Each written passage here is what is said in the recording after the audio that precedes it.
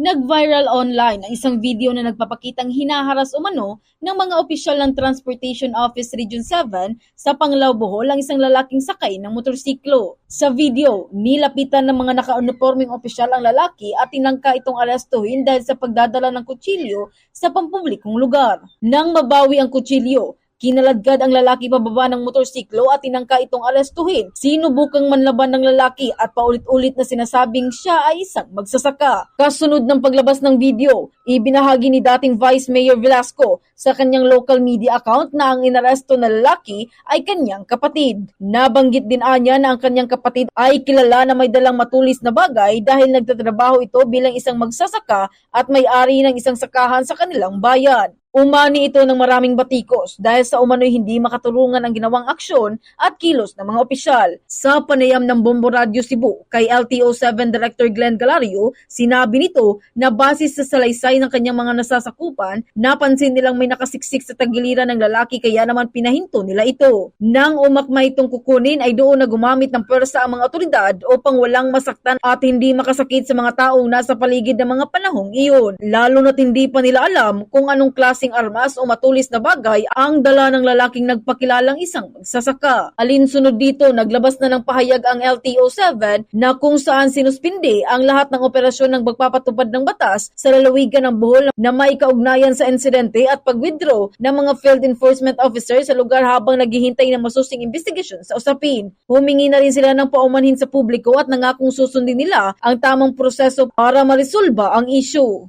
Coach yung tauhan namin, tapos na medyo na-notice ng tauhan namin na parang may bukol sa kaniyang sa gilid niya, naka-jacket siya tapos na ka-shorts.